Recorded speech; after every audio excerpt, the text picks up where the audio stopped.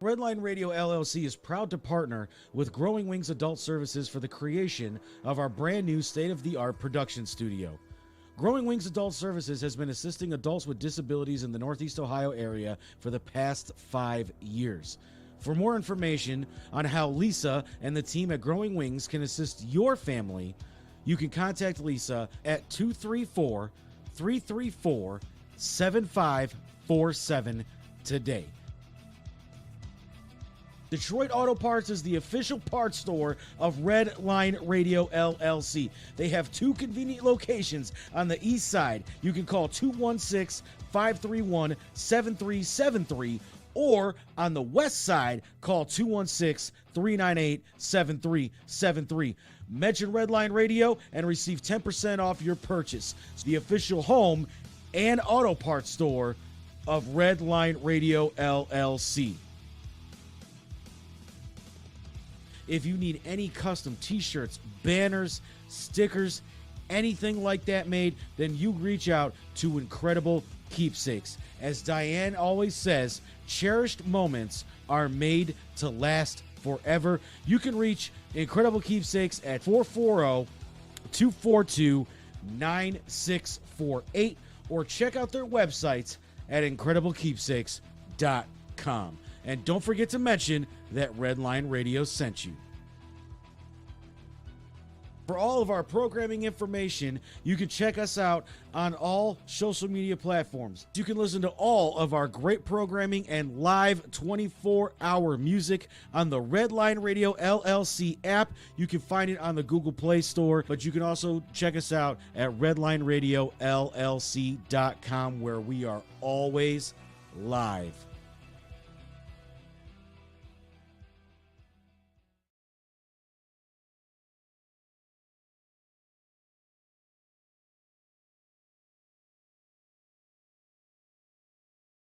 This is really gross, but dirty trash cans can pose a serious health risk to you and your family. The pungent smell can attract rats and flies, not to mention maggots, both of which can contain dangerous diseases transferable to humans. Your dirty trash can is susceptible to harboring dangerous bacteria. Contact Brandon at Fitz Trash Bin Cleaning today at 440-752-1533 or find them on Facebook. Veteran owned and operated and eco-friendly. Again, call Brandon at 440-752-1533.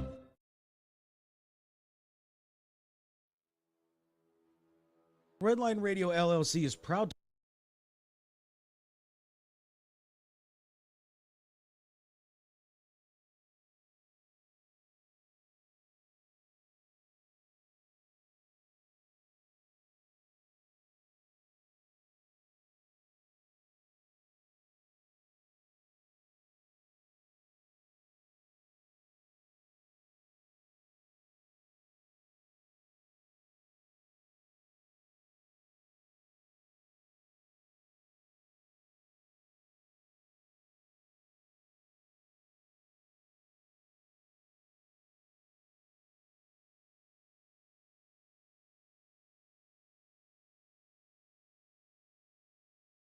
Cleveland! This is for you! Talking about balls.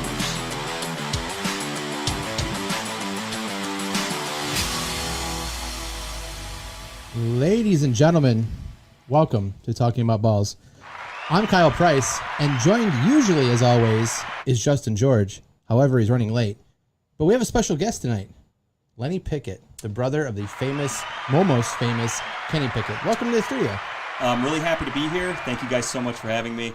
Well, I take that back. Thank you for having me. Absolutely. Obviously, this Justin guy is very unprofessional. Couldn't get here on time. But, I mean, I made it. I got in my car. I started it up. I drove all the way here, and I'm in the building. Is driving difficult for you? I don't understand. Why would it be? No need. Just curious. Just making sure. So tell me about yourself, Lenny. So I'm Kenny's younger brother. We come from a long heritage of hardworking people. If you're familiar with Transylvania in Romania. Yeah, absolutely. So my family actually comes from there. A little small village next door called Hansylvania. And what's the population in? I don't know. I mean, you could probably count it on one hand. You know, there's not many people there. So we have a hardworking family. We migrated to Pittsburgh because of the Amish community, and we like to work with our hands. That's what Pickets do. We're hardworking people, and we like woodworking. We like making furniture. Of course, that's what the Amish do, especially dollhouse furniture is kind of our specialty. We have Pickett's line of dollhouses, and it's wonderful. Pick it up at your local Amish market if you ever get the chance. We have a small family, just 4 of us, mom, dad, Kenny, myself, and I know Kenny's the pro athlete. He got drafted, this and that, but the family calls me Lanky Lenny because I'm, of course, the biggest guy. Look at these mitts. I have the biggest hands in the family. We do competitions every year. We knew Kenny was getting ready to go to the draft, so we started doing combine drills at home. And when it came down to the hand measuring, obviously, look at these things. No questions asked, top to bottom. Yeah, those are huge. I mean, I've been told they're kind of intimidating by people. Hands. I don't understand why. They seem relatively normal to me. I mean, just I'm a human being. You know what I did? I sit at home. I crack a beer. I like to hang out with friends. I like to throw frisbee. That's kind of my thing. Really good at it. What about patty cake? What about those are not really my specialty because it's just I don't have the coordination for that. I'm more of a sports guy. So we all know that your brother likes to wear gloves when he's playing football on both hands. Yeah, sure. So do you think wearing gloves is going to help him in his NFL career? Yeah, I mean, he's done it this long. I don't see why it wouldn't help him continuing in the NFL. I mean, I know I get it, bigger, stronger, faster, but there's certain things you just can't teach. Right. And a lot of people knock my brother for hand size. And I'm just here to clear the air right now. Again, I have the biggest hands in the family, but my brother Kenny, extra large glove, kid size, but extra large gloves nonetheless. So you have no concern over your brother's hand size for the NFL? No, not at all. I mean, like I said, we're Pickets. We work with our hands. That's what we do.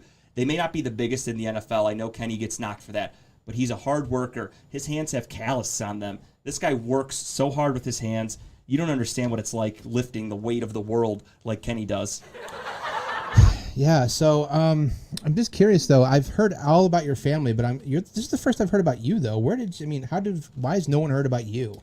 Working with the Amish, that's something that I take pride in, and we don't have a lot of technology, as you know. I mean, I'm not a full-blown Amish person, so I like working with them, but I do have electricity. I like to stay at home. If I'm watching the game on Saturday when Kenny's at Pitt and he throws a touchdown, I'm sitting there cheering. I'm going, touchdown, Kenny. He's killing it.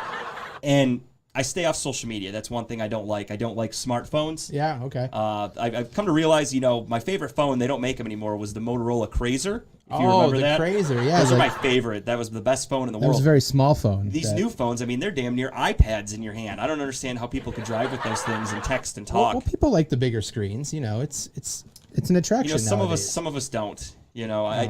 My phone wanted a fingerprint ID, but instead I was able to do a full palm.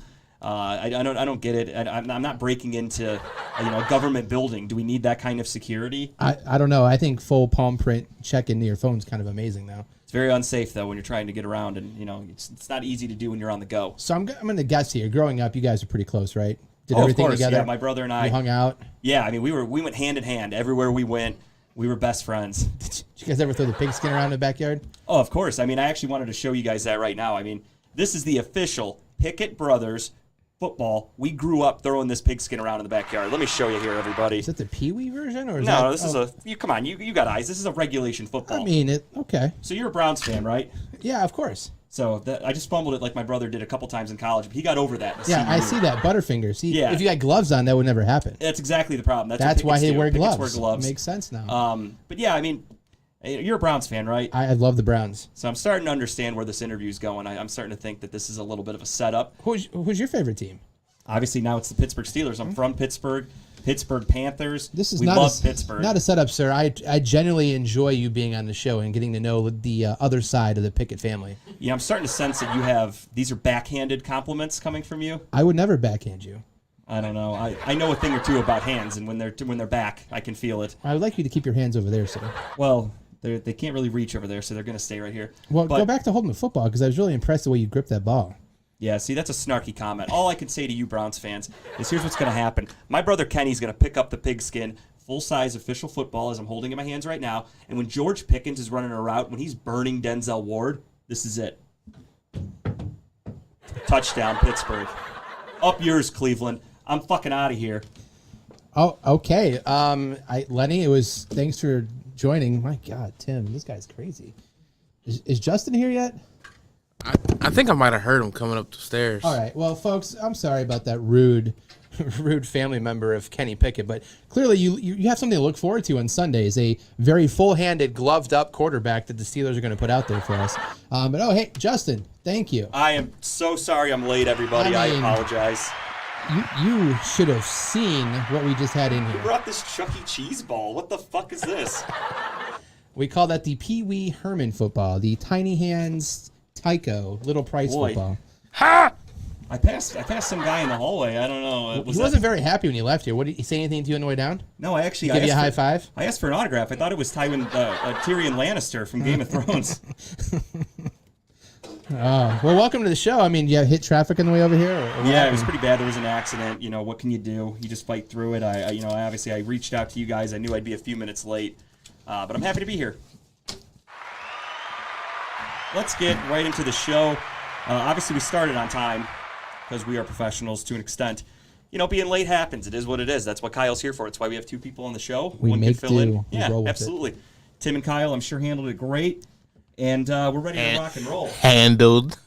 Yeah. Handled. Seems like these puns keep coming up here. It's weird. Yeah, I mean, I got to hand it to him. He did a great job. I give him a hand. Yeah, round of applause. Give everybody a hand. Everybody a hand. Here we go. Look at their full-size hands right there. These are legit. These are NFL hands right here. Looks like we are getting a call here on the Fitz trash bin. A call already? This is a record Early. setting. I didn't even get to do the basic intro, but let's go to the call. Hello, caller. Yo, guys, love the show. Long-time caller, first-time listener. Nice. Awesome. I'm so glad you call all the time but never listen. He's a telemarketer. Yeah. Y'all can call me Cracker Mayfield. Cracker Mayfield. That's his ugly Just twin one- cousin. I don't understand why you're making fun of Kenny Pickett the way you are. He hasn't played a game yet, and you recognize his hands and all that. Sir, I will have you know that this interview with his brother was legit. I'm really curious about the Picketts. You know, he really described his hand size, and I was really curious about it. And he held the football perfectly. I took this serious. Yeah, I mean, we couldn't get Kenny on the show. Obviously, he's busy right now as a rookie, but you know, we handed an olive branch to his younger brother, and he obliged. So here he came on the show with us today. Well, you can ask any woman that it's not necessarily hand size. It's the quality of the job that works out the best, right? I mean, yeah, if they're into getting little midget fists up their hoo-ha, then yeah, I mean, more power to It's not them. finger blasted, it's fist blasted with those hands. So just because Kenny has small hands, you're saying he can't get the job done? I think that's up for his wife to decide, yeah, but it's not my decision though.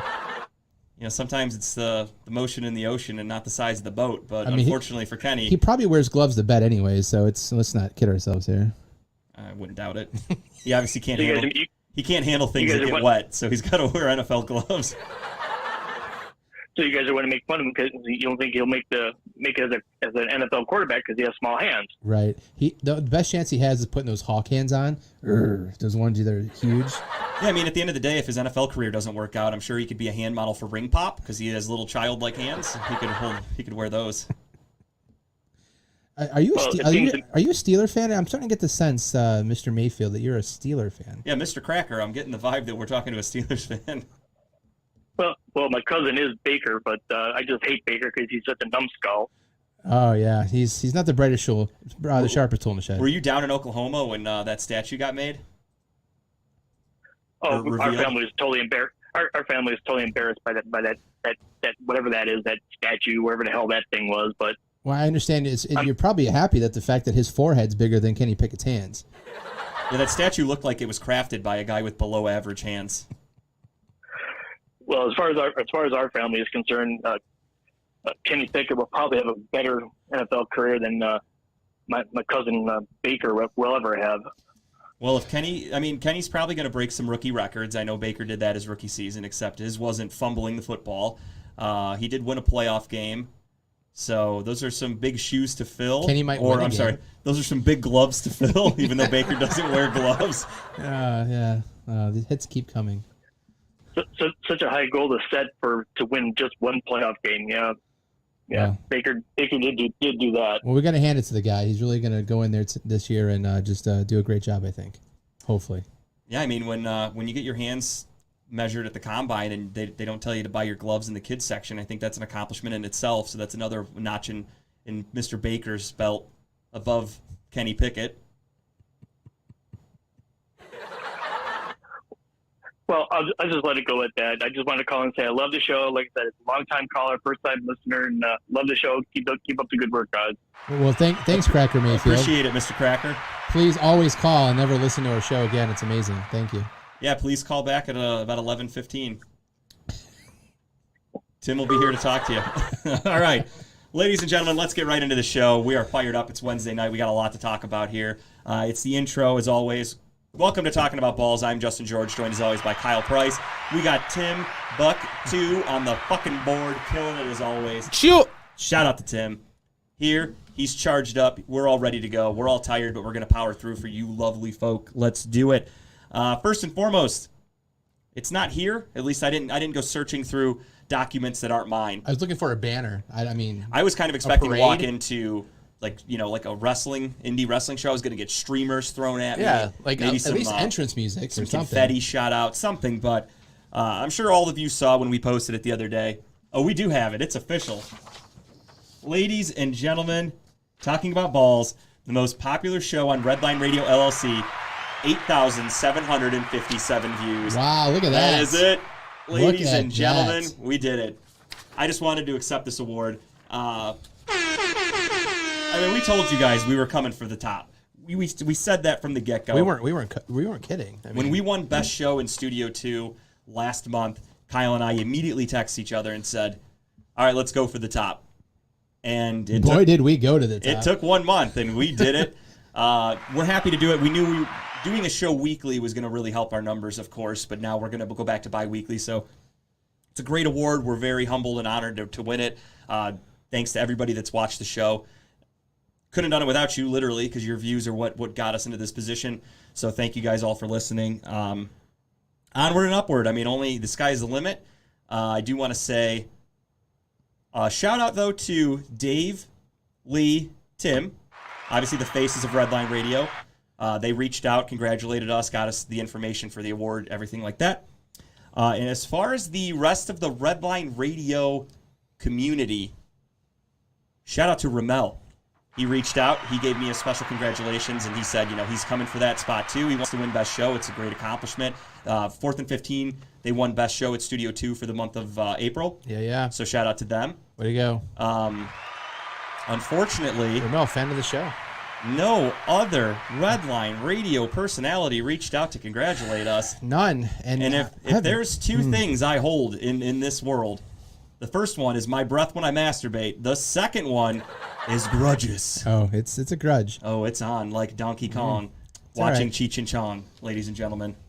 Nothing. I mean, we don't have anything to get back at anybody. I mean, we won the award. It's just telling is all I can say. I believe the words record breaking were used when this happened too. I think it was. Record breaking. We asked them or whatever he said. Something like that. Either way, huge win. It's okay. We'll take it. We'll remember those who said thank you. Ramel, honestly, friend of the show. Please, if you're listening, give us a call if you want to talk for a little bit. But yeah, I'm humbled. I'm happy. I'm. You know what? We're doing it twice this month. Yeah, we're only doing 2. Well, technically it'll be 3. So we did May 4th. We did a show. Or no, maybe it will be the end of the month. Yeah. I don't know the dates. I've been working a new shift at work. extra overtime. I'm fucking tired. I don't even know what That's why time he it was is late anymore. today. He was tired. Very tired. Blaming it on traffic. But we're doing it twice this month. I believe we'll still have those good numbers this month too. So yeah, we'll see. Let's get into Either way, it. thank you everybody. Let's get right into sports though. Last night was the NBA Draft Lottery, and the Cavaliers, of course, got eliminated in the play-in tournament, so they didn't technically make the playoffs, making them a lottery-eligible team. They had a 0.5% chance of winning the number 1 overall pick, which is obviously... But there was a chance. Next to nothing. Yeah, I mean... If they would have brought in Gilbert's youngest son, we would have won it. Possibly. He's got a good winning record. Kyle handled that interview. What a pun, Mike. But yeah, so the Cavs ended up, of course, they were the 14th team with the odds of getting the number 1 pick, and the way the NBA works, you're pretty much guaranteed in that position that you're getting that pick. So the Cavaliers did end up with the 14th overall pick. Well, they'll be having the 14th overall pick in a couple of weeks at the draft. The number 1 pick went to Orlando. Number 2 pick went to Oklahoma City. 3 Houston, 4 Sacramento, and 5 went to Detroit. That's your top 5 for the draft. It's a pretty good draft, actually. It's very loaded. Lots of good talent coming out. Obviously, I would have loved the Browns or the Cavs to get in the top 2 so they could maybe get Chet Holmgren. Would have been awesome. But, I'm looking at the wrong camera. My bad. I was looking off to the right like an idiot. So know your camera directions, Justin. Well, when I was setting that one up earlier, it was showing me an empty chair, so I thought that was the one pointed on me. And then Tim moved it, and I forgot to look back. So here we are. Tell you what, Orlando has a chance to become a very interesting team. They have a very young and decent team now. Sure. I mean, they're going to get Chet Holmgren. I mean, absolutely. I have to imagine he's going to be the number 1 pick. That's the general consensus there. And a huge, great player. I mean, he's big. He's lanky. He can shoot threes. He can play good defense. Damn near a center with point guard or shooting guard abilities. Right. So good get for them. I mean, should turn the Orlando franchise around, you would hope, because you have 2 top 5 picks in back-to-back years, one of them being number 1 overall. Right. You expect to get a lot better.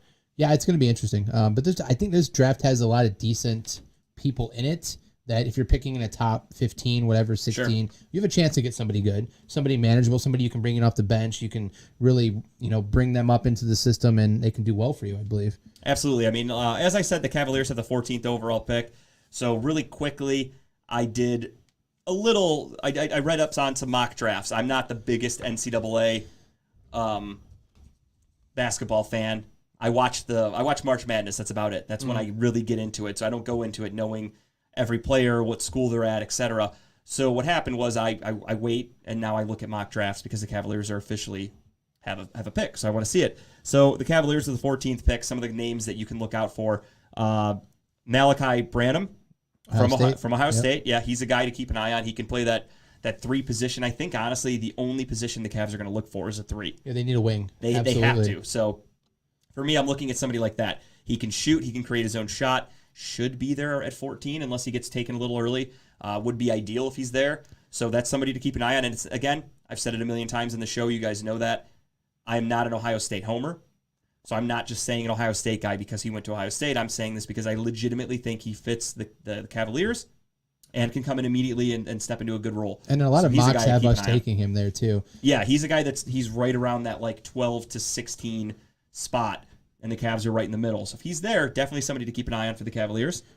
There's another kid out of Wisconsin, too. I don't have the name, though, but there's a kid out of Wisconsin that... yeah, I heard that one today. I didn't write him down. I know you're talking about. He's a wing player as well. But it's like a very common name. It's like Mike Davis or something like that. Yeah, I know you're talking about. John Smith. Another guy I have, Leonard Miller. He's a small forward from Fort Erie, a prep school in Canada. Oh, I thought it was like actual Fort Erie, which is up in Canada. No, it is. He's in Canada. Oh, so it's right by the actual Fort. Okay. Yeah, he plays at Fort Erie, like academy or whatever. It's a prep school in Canada. He's an 18-year-old. He's big. He's like 6'9", wing player, can shoot. He can block shots. He can dunk. He can do everything. He's a really good player. Somebody to keep an eye on around that 14th spot. And last but not least, a guy that I kind of like who could slide a little further or could get drafted. He's an interesting guy to keep an eye on. That's Kendall Brown, small forward from Baylor. He's a guy that I could see getting taken in the top 10, or I could see falling out of the first round. He's one of those guys that I've seen him all over the place in mock drafts. Somebody to keep an eye on would be a good fit for the Cavaliers. Yep. Yeah, I think we all agree, though. I think the position they need to go after is the wing, the 3. I mean, what are they going to do with the rest of the roster? I mean, there's a lot of questions now being thrown out there. Do they do a sign and trade for Sexton to try to get someone else in here? I mean, there's a lot of stuff that Kobe Altman could possibly do, but I do think that they're not going to trade that first-round pick. I do think they are going to pick somebody in that pick and go from there. Possibly. I mean, the main thing I'm looking at as a Cavaliers fan is what can we get? I mean, if the Cavs get an offer for a player and they're interested in our 14th overall pick and possibly an expiring contract like we have Kevin Love's, I think the Cavs are going to be all ears. I think Kobe Altman will listen to offers. I mean, I get it. It's wishful thinking, but let's just say the Lakers come calling and they say, all right, we want... I knew you were going to say that. I'm just throwing it out there because they don't have any draft picks. I think if I'm not mistaken, though, that this Cavaliers pick, because of the way the NBA rules are, I think they have to use it and then they can trade it. So maybe the Lakers come calling and they say, hey, we want this kid. You take him at 14, and we'll take Kevin Love's expiring contract, and we'll take, God knows who, maybe Colin Sexton, hypothetically. And in exchange, we get LeBron James. Obviously, Kobe Altman's going to work the trade out. We'll see what could happen. But I do think if somebody comes calling, Kobe Altman would definitely listen. So we'll see what happens. I just think watching the playoffs right now, that's your main thing you're looking at wing players. You're looking at guys that can score, that can create shots. That's what's helping teams win games. Look at Jimmy Butler last night. Look at what Jason Tatum's been doing for Boston. You look at Golden State, obviously you have Steph Curry and Klay Thompson can create their own shots, and they're just offensive explosions. And then Luka, everybody on Dallas, Spencer Dinwiddie, these guys are just killing it. They're hitting shots. That's what you need. The Cavaliers struggled with that last year. They didn't have consistent shooting. So get that wing guy that can shoot, get a little bit of size, somebody that can play a little defense because this team loves playing defense. And, sky's the limit. The Cavs are only going to get better, too. I mean, you give Mobley a whole offseason to bulk up a little bit, get some more strength behind him. Absolutely. I think Mobley's going to be scary for years to come. Yeah, I mean, he's a guy that a lot of people have said early in his rookie season, they said, this is a guy, future MVP candidate. So we'll see what happens. I'm excited for the Cavs' future.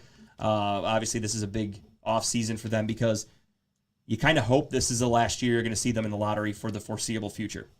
Yeah, I hope so. Make the right move, get that key piece, and let's go. Speaking of the NBA playoffs, as I mentioned, a couple of names.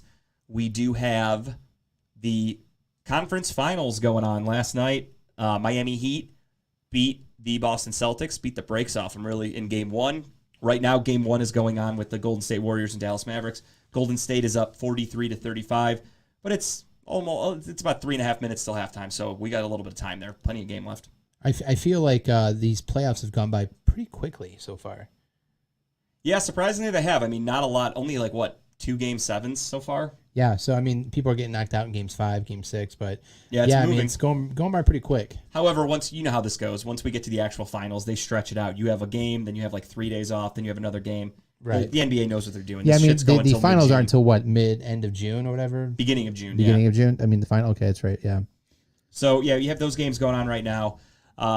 As far as Kyle and I, we have our bet going on for the fantastic punishment coming up at the end of the stun gun, taser, and what was the other one? It's eating those shitty jelly beans and getting tased. While you eat them, you're going to get tased. I'm already practicing my pain tolerance because I just feel I'm going to lose anyways. So that's a smart way to go into it. So right now, Kyle is down by 1.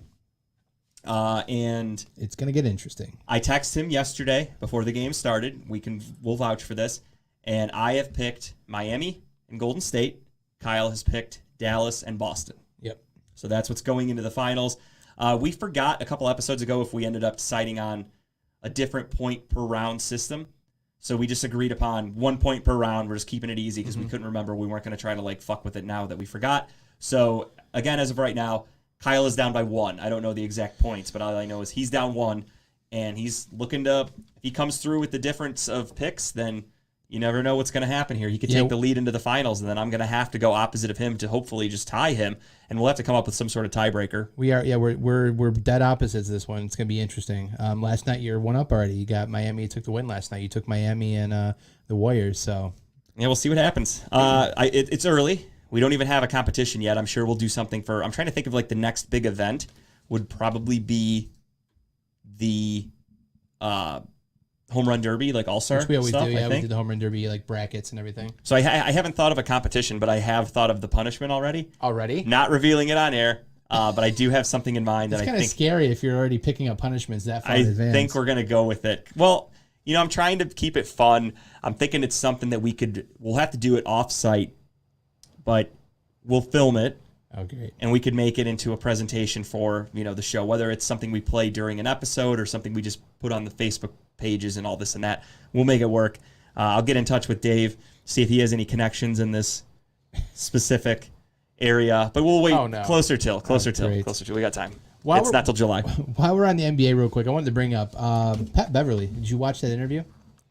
No, I saw he was on ESPN yesterday or whatever morning. Railroaded Chris Paul. No, I didn't. I didn't see it. You have to go back and watch it. Tim, did you watch that?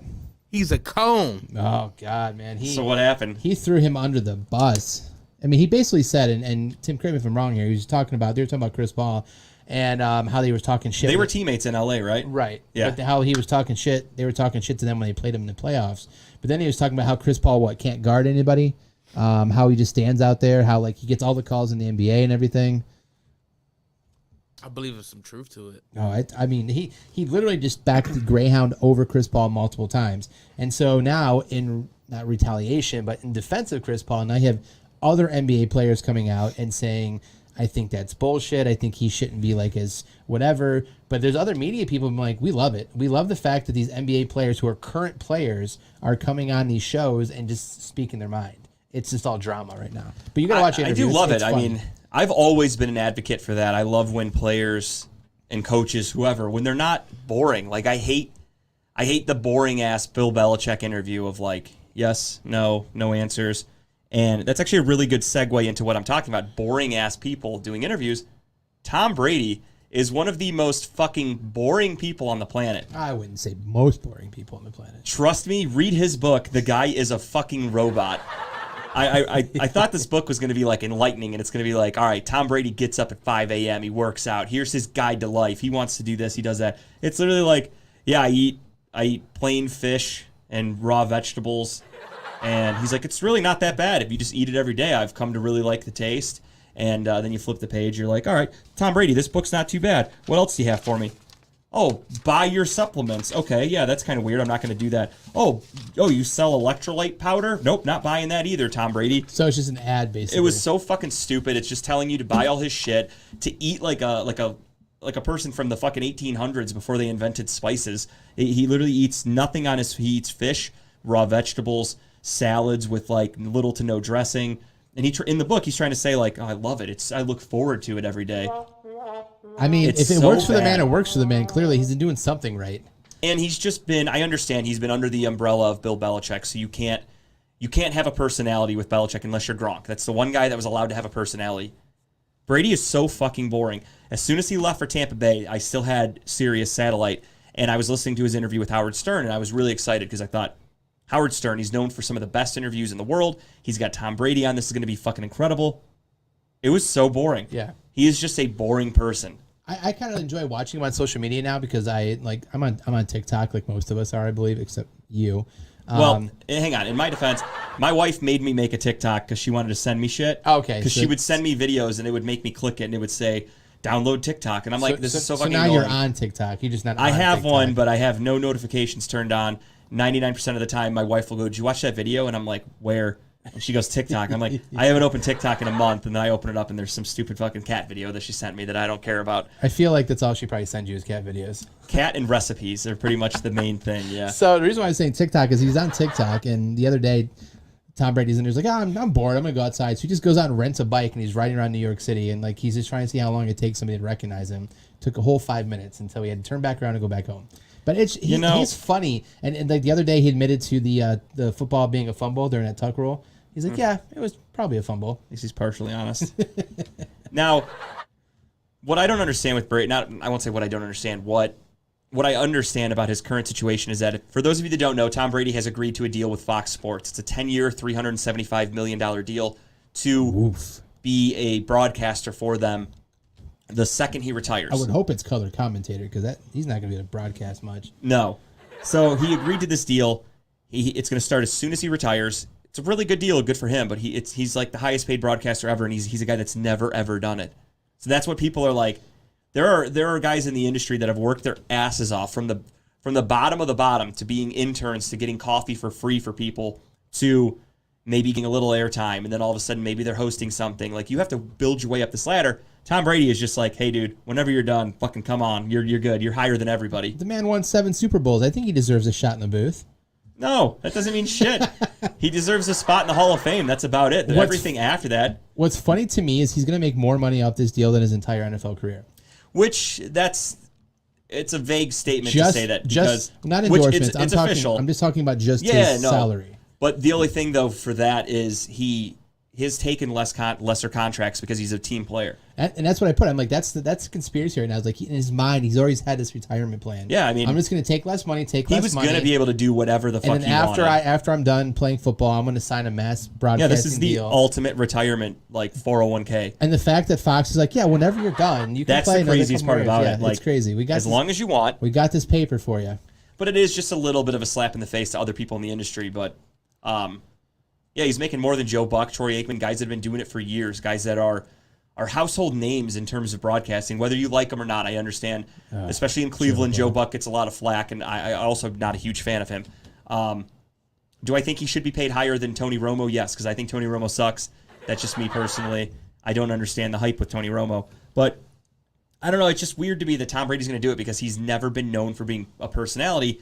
But now that this news came out, as Kyle said, he's now on TikTok.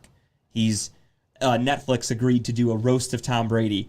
Oh, I didn't see that. Oh, you didn't see that? No. So I heard about that today. I was listening to... Who's going to be the roasters on there? They haven't announced. They haven't, figured it out yet. So Anthony Jeselnik was talking about it. They just announced that they're going to do it. They haven't even, filmed it, started it, anything like that. I hope Jeselnik's invited. He said there's no way in hell he would do it because Tom Brady's the producer. Oh. So Tom Brady gets final say of all the jokes, and Jeselnik's like, I'm not doing that because he's going to cut out half the shit that I say. Yeah, it's it's not worth my time. That's nice. He's like, if Gronk were the producer, I'm there. But Tom Brady doing it for his own roast, he's only going to put out the best shit. And this just goes to show you that he's just trying to show everybody it's all PR stunts.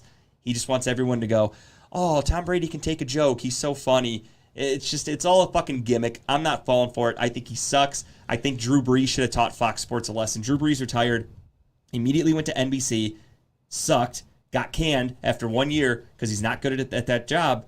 They just assume Brady's going to be good enough to get a 10-year fucking deal. Though. He just had shoulder surgery. He's not even coming, but he's not doing anything. He can barely play with his kids.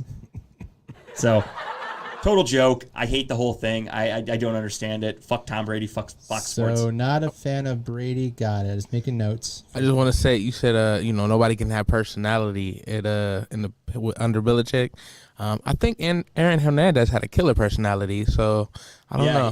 He on and off the field, he was something to be seen. It's not true, man. That's not true. They called him hanging around a lot too, so it's weird.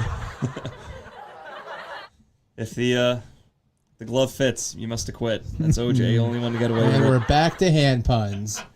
Got to bring it all full circle to Kenny Pickett. But yeah, so the Tom Brady thing I thought was interesting. I didn't. It's just baffling to me of all the people. You have so many good personality guys. And what kind of precedent does this set for the future? Because whether you like him or not as a quarterback, Baker Mayfield has a better personality than Tom Brady. He's been in more, he's in commercials. I think Aaron Rodgers has a better personality than Tom Brady. Have we confirmed that the stay-at-home commercials are done? Are they done? Or are they going to start? Are they going to still shoot commercials for him? No, he's actually working with a real estate company now for an eviction commercial. Is what I've seen. Some local real estate company, Century 21, just signed Baker Mayfield for eviction commercials. But you have these quarterbacks like Aaron Rodgers. How does Aaron Rodgers not have a deal like this yet? Would you really want to listen to Aaron Rodgers on TV, though? Fuck yes. Are you kidding me? Discount double Are check. you kidding me? I love that guy. I would listen to him do anything. I don't think the NFL would ever allow him to have a microphone unscripted for 3 hours. And the other thing, though, too, is if I'm any sports channel, whatever, anyone with broadcasting shit, back the Brinks truck up for Peyton Manning. Give that dude whatever he wants. He's got a good fucking thing going, though, man. He's got the Manning cast with Eli. That's gold. Right, but are they going to continue that? I fucking hope so. I don't know. I'm personally, I honestly have no idea. I would love to see the percentage numbers of who watched Manning cast versus normal cast last year. I watched Manning cast way more personally. Me too. I Because loved it. The guest, and that's goes back to Aaron Rodgers. Aaron Rodgers was a guest on there, and it was awesome. He was such a good guest. Like, he just has was it chemistry with because people. of him, or was it just because Peyton Manning carries that show? Both. I mean, Aaron Rodgers was great. Eli gets dragged by Peyton. Peyton has to carry Eli along. 100%. No, Aaron Rodgers held his own. That guy is, he was close to being the host of Jeopardy because he had too much personality. They didn't want him on Jeopardy. That's why, yeah. Yeah. He could have retired yesterday and he could be the host of Jeopardy, but they were like, we want a nerd. What do we got? Can we get Giselle, sideline reporter? No, she's too busy cheating on Tom. I just assume that she cheats on him. I don't know why, but I just have that vibe. Well, she does make more money. Well, she does make more money than him now. She's the breadwinner. I just assume Tom Brady's too busy in the gym getting shot up with whatever robots take. He's getting oiled up because he's not real. and Gisele's just out cheating on him. That's my assumption for the Brady household. Makes for a great what's that? Like an True Hollywood Yeah, story. True Hollywood story. Yeah. He retired to spend time with his family, gave it about a weekend, and then said, fuck this, I'm going back to the NFL. So that just goes to show you what his home life is really like. Fuck those kids. I'm going back. All right. Quick notes on the NFL. We don't have a picture for this one. This is something I just thought of before we did the show here, because it kind of went under the radar a little bit, if I'm being honest with you, because to me, I had moved on months ago. Jarvis Landry signs a deal. New Orleans Saints, 1 year, $6 million, up to $6 million deal. Technically, it's a $3 million deal with $3 million worth of incentives. Again, I tried to tell Browns fans weeks and weeks ago, move on from these guys. I don't think Odell comes back. I don't think Landry comes back. The only realistic person I think is coming back is Jadeveon Clowney, but only time will tell. He's still available. You never know. Things could happen. He won't sign until minicamp's over, probably. Which is ironic, because I heard an interview yesterday, and a guy said when he was in Cleveland last year, people asked Jadeveon Clowney, they said, what went wrong in Tennessee? And he said, I think it's because I missed minicamp and training camp. I wasn't in shape enough. And it's looking potentially that he's going to hold out a little bit longer. So I didn't move on from Jarvis completely until we drafted Bell. When we drafted Bell, that kind of nail in the coffin did right there. And I just moved on because that was just another Jarvis. My thing was more so just the fans that would not stop talking about Jarvis Landry. It's almost like there's still people who think Baker Mayfield's going to play football for the Browns. I do see that, and that's just weird things that are coming out from Ian Rappaport, Mike Florio of Pro Football Talk. These guys, for whatever reason, they cannot get over Baker. I don't understand it. They still think he has a shot in Cleveland. The Browns have openly admitted they have revamped the offense to a different style that does not suit Baker. They have traded for Deshaun Watson. They signed Jacoby Brissett. They signed Joshua Dobbs. They just signed some undrafted rookie. I forgot his name. That's it's not amazing important. College stats, though. And Baker is not on the fucking checklist anymore for anybody of relevancy for the Cleveland Browns. They have moved on entirely. He is a non-factor. Deshaun Watson's taking the offense to the Bahamas. Baker Mayfield, I don't think, got an invite. I think he did get an invite. He said no, though. No, they invited him to be the bag boy. That was about it. Can you carry these, please, sir? You can show up. You can't come to our meetings, but you can be the bellhop. That's a fair trade. You can sit at the bar and just have drinks if you want to. And we're going to stay at this 5-star resort. You're going to stay at the Howard Johnson by the airport. How's that? That's on Deshaun's dime. You can have more interviews on the couch over there. Yeah, I agree. Baker, I don't think you'll ever see him in the orange and brown ever again. I think it's weird clickbait that I'm seeing from people. That's all it really is. I mean, Mike every Florio, other day I see a new article where it's like this possibility that Baker plays because of Deshaun's legal issues or whatever. I forgot what he said, but Ian Rappaport years ago said something really stupid. I just didn't really respect what he was saying, his takes. So I unfollowed him, moved on. He will not stop talking about Baker potentially starting for the Browns. And then another guy that I like following Pro Football Talk because of they get great insight. They're really quick. They update you on every piece of news in football. It's fantastic. But Mike Florio has this weird hard-on for Deshaun Watson. He wants Deshaun Watson to go to jail, basically. He's so anti-Deshaun Watson. It's a weird player to have a hard-on for. And then, well, not if you are Deshaun Watson, then it's normal. But he really is, he just despises Deshaun Watson. And then he is obsessed now with Baker being the starting quarterback. Again, he's like, if they suspend Deshaun Watson, the Browns, I hear, the Baker Mayfield's going to probably have to start for 6 games, blah, blah, blah. Do they not realize we signed Jacoby Brissett to fill in for Baker? No, I don't think anybody realizes that. For Deshaun, I'm sorry. I don't think anybody realizes that because they just feel that because Baker's still on our payroll that we must do something with him because he's a starting quarterback. No, the Browns are completely content with having him sit the first half of the year or whatever they have to until a team says, shit, our starting quarterback just got injured. We need someone who can come in and actually move the football. What do you want for Baker? I mean, if you're Andrew Berry, what you're telling other teams, there are probably teams that are saying, we know you're going to get rid of Baker, so we'll just wait it out till you cut him. And they're going to say, well, fuck it. If we have to pay him $18 million anyway, keep him on the roster. Right. So you can't have him. I feel like you're going to try to play chicken with Andrew Berry. He's going to win that one. I agree. I do think so too, because again, if you expect Andrew Berry to pay him $18 million, why get rid of him and let somebody else have him? I mean, just keep him, and then I still believe he's gone by the end of training camp because training camp's going to break Sure. something. I mean, someone's going to get hurt. So I mean, we're coming up on I forgot exactly when it's in June, or maybe it's end of May, but there are mandatory camp. 2 weeks. Yeah, it 2 starts. weeks. Yep. So Baker, I don't think shows up. The ball goes back into the Browns' court. Yep. They can then punish Baker for not showing up, or maybe they make a mutual agreement, stay away from the team, but you'll keep getting paid. We won't fine you. It's Deshaun Watson treatment. Yeah. Though Deshaun was able to practice with the team, but they paid Deshaun to stay at home last year. Because think about it this way. If you're Andrew Berry and you have to cut a guy, which guy are you more worried about going to another team and succeeding?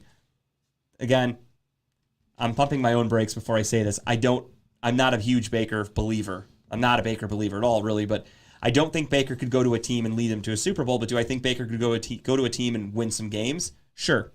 So who am I more of, I won't even say afraid, but who do I think would help a team win games if released?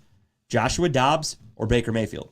Yeah. I mean, obviously it's Baker, yeah. So I would rather hold on to Baker if I'm going to pay him $18 million regardless. See a Josh Dobbs. If the Carolina Panthers or Seattle Seahawks want Josh Dobbs on the roster, you can have him, but you're not getting Baker for free. Yeah, we know Baker is a starting quarterback in the league for some team. Sure. So we're going to keep him in the back pocket until we need to do something with him. Yeah, absolutely. Speaking of the Browns and Deshaun Watson did meet with the NFL yesterday. They are officially... Last 2 days, I think, yeah. Yeah, they're hopefully working out some sort of agreement for a punishment, or they're working out some sort of plan moving forward. My guess, and I'm just speculating, conspiracy theory time. I've got a guess, too. So I'll see what your guess is. So Tony Busby, I believe that's his name, the lawyer for the women suing Deshaun Watson, stuff's starting to leak. Oh, yeah. From the deposition from last week or whatever. Things are starting to leak that are kind of making... if it's the worst of the worst, it's really not that bad, in my opinion. The story that came out is that Deshaun Watson made...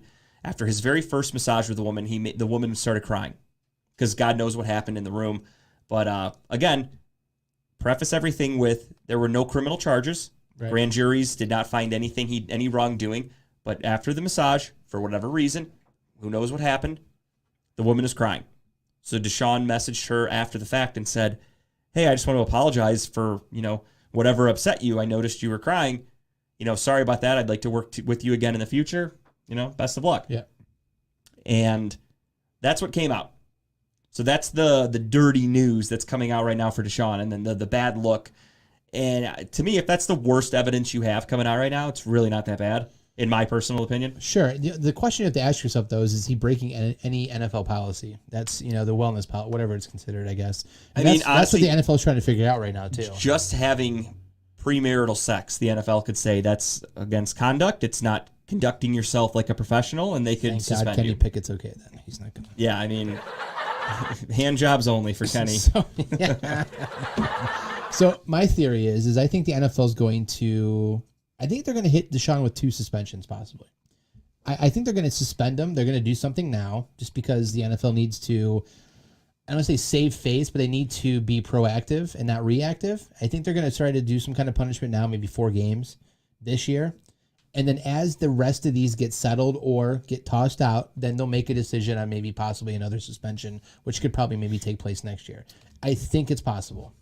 I just find it hard for the NFL Players Association to allow them to suspend him twice for non-criminal acts. Right. I'm saying the once right now. Sure. But if it comes down where he starts settling these to get him out, to move on, where I'm not saying settlement automatically is you agreeing that you did it. No, I agree. Personally, I don't think settling is not an admission of guilt. Right. But I'm just saying that I think if he starts settling some of these, in past cases, Ben Roethlisberger, who settled it, the NFL threw 6 games at him, correct?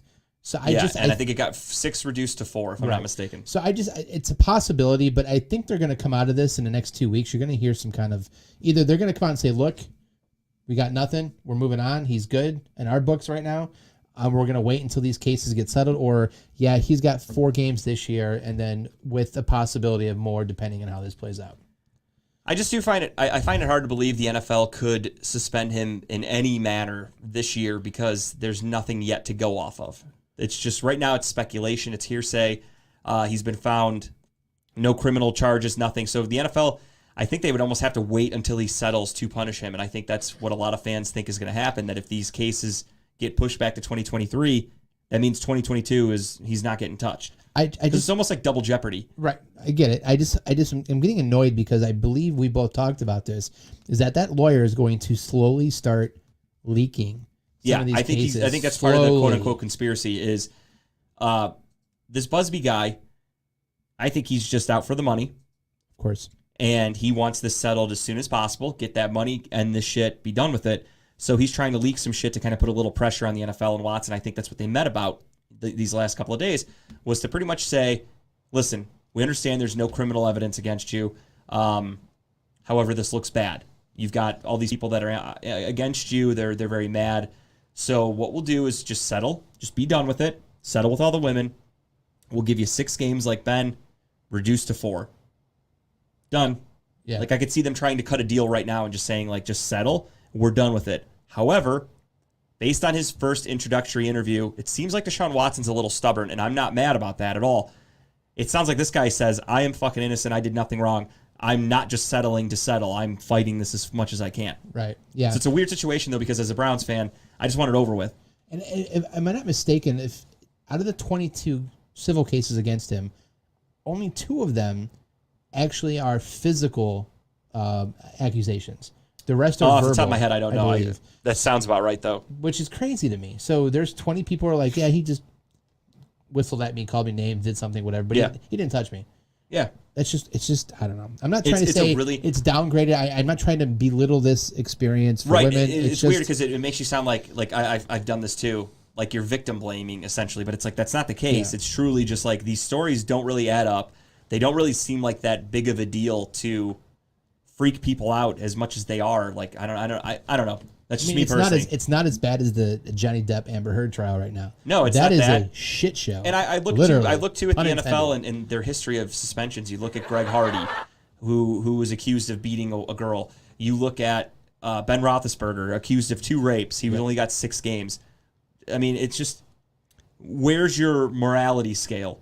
Where do you view 2 women accusing Ben Roethlisberger of forcibly raping them to a guy getting massages who might have said some dirty things?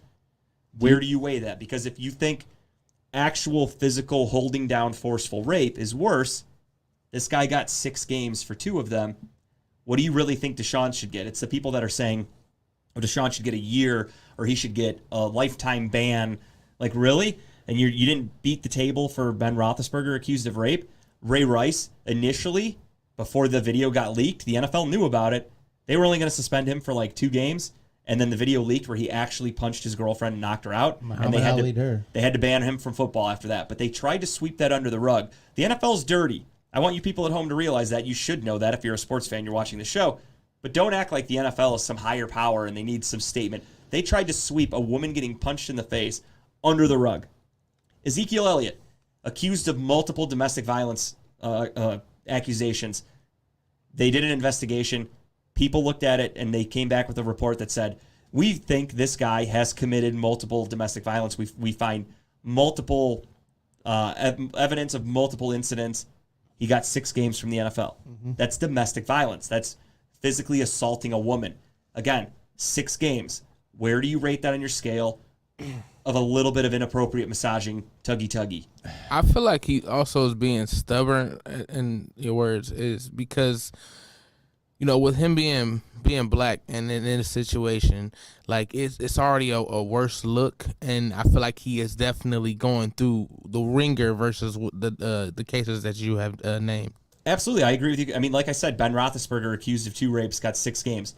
White hillbilly country quarterback. Deshaun Watson, you have a young black man, and again, go on Twitter, read anything about any post an NFL guy makes about Deshaun Watson. Read the comments. Everyone's just saying, this guy needs to be fucking thrown in jail. They hate him. Twitter wasn't around, obviously, for the Ben Roethlisberger rapes. But if it was, I can't imagine that people would have been as dramatic. Right. There would have been more jokes than anything because he's just some big white guy. Deshaun Watson, it does seem like people, like, they want him to go to the electric chair. Like, it's very weird to me how pissed off people are about this compared to other incidents that they're not up in arms about. It's also weird timing too because of what happened with Trevor Bauer 2 weeks ago with that 2-year suspension. A lot of people are trying to build a bridge between the two and think that the NFL needs to, or the NFL is going to do something like that because of it. And I don't think there's any correlation. They're two completely separate. They don't leagues. give a shit with each other. The NFL is. They don't even see Major League Baseball in their shadow. That's how much bigger than Major League Baseball the NFL is. So them suspending Trevor Bauer first and foremost makes Rob Manfred look like a fucking moron. The guy. Let's talk about that suspension. 2 years. The guy has been found ridiculous. That nothing happened. He's been cleared. All the evidence shows it was consensual. Was it a little rough? Sure, but I don't judge what people do in their bedroom consensually. It is what it is. Same thing with the Deshaun Watson thing. Kind of sounds to me like a lot of these women, it was consensual. They just have, it's not, I won't even say buyer's remorse. They want to be just paid. That's all it is. I look at it as a money grab. There are multiple women that are suing Deshaun Watson that are being investigated by the FBI because the FBI thinks that it's an extortion case. Yeah. So take that for what it is. The Trevor Bauer thing, however, though, I think it's a joke for Major League Baseball. It's just weird that 2 days after his case gets not tossed, but ruled against, that there's no criminal charges. Yep. He's found not guilty of anything. 2 days later, the MLB says, nope, boom, 2-year suspension. And we both talked about it because we both think that's just MLB making up for all the shit that Trevor's done over the last couple of years. Yeah, this is, he rattled the cage a little too much and the animals got free. Yeah. That's all this is. They finally have a reason to throw the hammer down on a guy who's been fucking with Major League Baseball for years. And unfortunately, that's what happens. And I think he's suing baseball right now too, right? I think so. If not, he's appealing it, he absolutely will. He's going to appeal, and then depending on the results of the appeal, he's going to sue. Yeah, he could sue them regardless because every week he misses is money lost. Yeah. So even if he wins the appeal, I would still sue the Major League Baseball and be like, "You guys kept me out for this long when you had no right." Fucking ridiculous. So poor Trevor Bauer. I'm in Trevor Bauer's corner. I don't think he did anything wrong. It was consensual sex. This is a woman who apparently, as the evidence shows, is just going after a payday. With that being said, we're going to take our break here because when we come back, we're going to talk about the NFL schedule. We're going to go over the Browns 1 through 17 opponents. We're going to give our win-loss shit, and then we're going to do just the tip. And then I'm going to go home and go to bed because I have to get up at 5 o'clock in the morning these days. He's sleepy. So we'll talk to you guys in a little bit, and we'll be right back with some ads. And then schedule time. We'll see ya.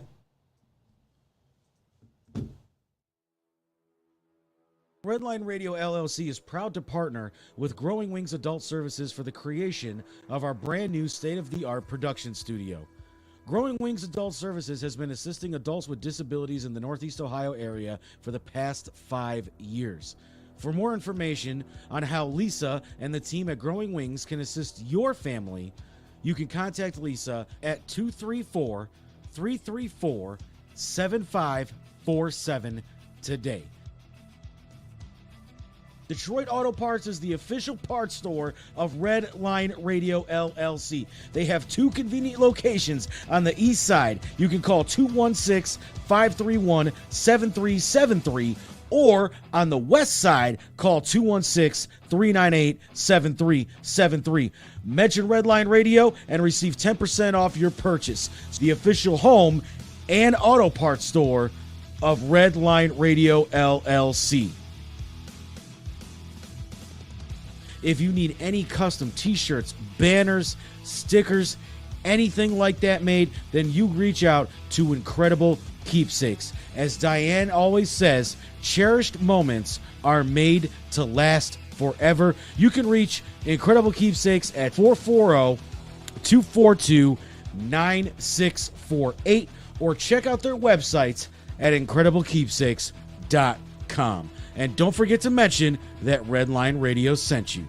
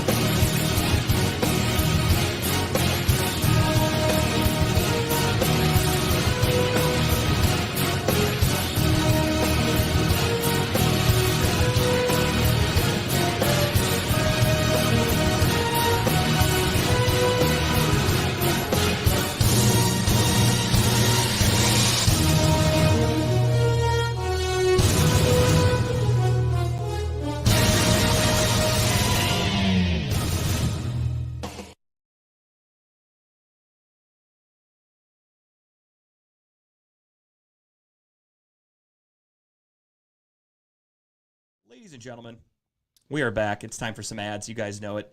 We are doing this show live from the beautiful, fantastic Growing Wings Adult Service Studio, number 2, Deuce, not to be confused with number 1, which is, of course, talking about balls, number 1 show on Redline. But we are in the number 2 studio, and we love it here. And we know it's not Timbuktu's home base. That's his. He likes number 1, but he comes here especially for us once a week, and we're very, very grateful for that. And couldn't do it without Lisa. If you guys are interested, Growing Wings Adult Services has 5 years of experience taking care of adults with disabilities. Give Lisa a call, 234-334-7547. And Studio 2 is only beautiful like this due to one company, and that's Wiggins Construction and Home Improvement. They came in here and made this place what it is. It works. It flows perfectly. If you have any bathroom, kitchens, window, doors, siding, anything around the house you need done, give them a call. Give Will a call today, 440-731-7654. Tell them that Redline Radio sent you, and they'll be able to take care of you for anything you need done at your house or like this, at a studio. They'll come in and take care of you. Now, I don't have any actual information on this specific read right here. However, all I can tell you is to be patient. Sit back, wait. Shit is happening. There are belts made. We have banners made. There are now decals made. That is right. Redline Pro Wrestling, RPW, is getting ready to take off. Buckle up. I love indie wrestling. Kyle loves indie wrestling. We can't wait for it to go down. Dave's been working on this for a long time. And, spoiler alert, I hope I'm not speaking out of school here because Dave hasn't given me permission to talk about this, but I think big things are coming. Speak of the devil, there it is. Redline Pro Wrestling, get ready. I'm excited for that. I've been stretching, Absolutely. Getting my legs so I can get up here for the. You never know when I'm going to kicks, get called in for some sort of Royal Rumble or I something. have to roll in or something. I'll Yokozuna with somebody if I have to. Now, my first time ever. I love watching. I don't love watching racing, but I've watched races in my day. And the other day, I caught it on Redline Radio. They had a live feed of the CRS Super Truck Series, an actual race. That's where Dave's been doing the announcing. Yeah, one of them. Dave's everywhere doing like 15 announces or whatever. But so I tuned in. I watched like 5-10 minutes, whatever, just to watch it. But no, CRS Super Truck Series. They are the premier race series of Redline Radio. So I tuned in, watched it. It was fun, good races. They're trucks. It was good competition. Yeah.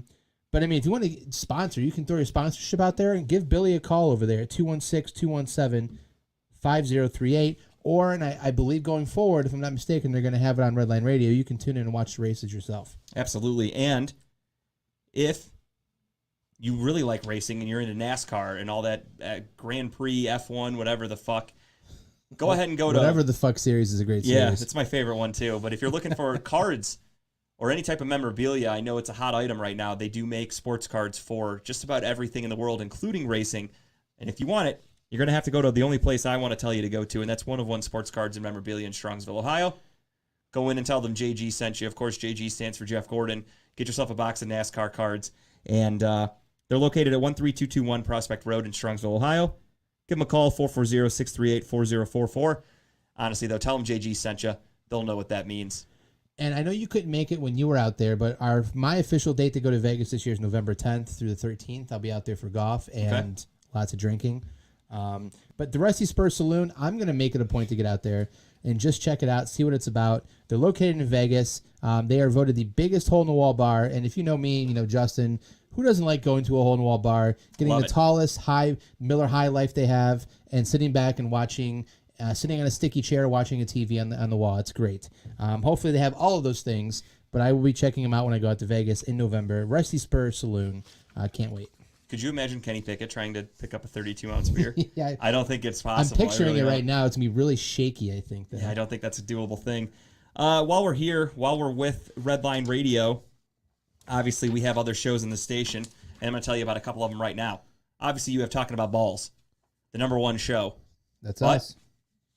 The shows were based on views only. They weren't based on votes. If it were a voting-based thing, my vote is a tie. I'd ask Dave for 2 first-place votes. Okay. Number 1, it goes to Timbuktu on Timbuk Tuesdays. Absolutely. No questions asked. And then second number 1 first-place vote goes to 4th and 15 on Saturdays, Redline Radio. Exclusive. Big friends of the show because we've been on that show. Absolutely. Great times. guys. Love doing the show. Timbuktu helps with both shows. Timbuktu Tuesdays is the place to be. I was unable to watch yesterday. Unfortunately, I apologize for that, but at least I'm honest. I try to tune into Timbuktu Tuesday every week. Like yesterday, I just couldn't. But He knew you didn't watch either.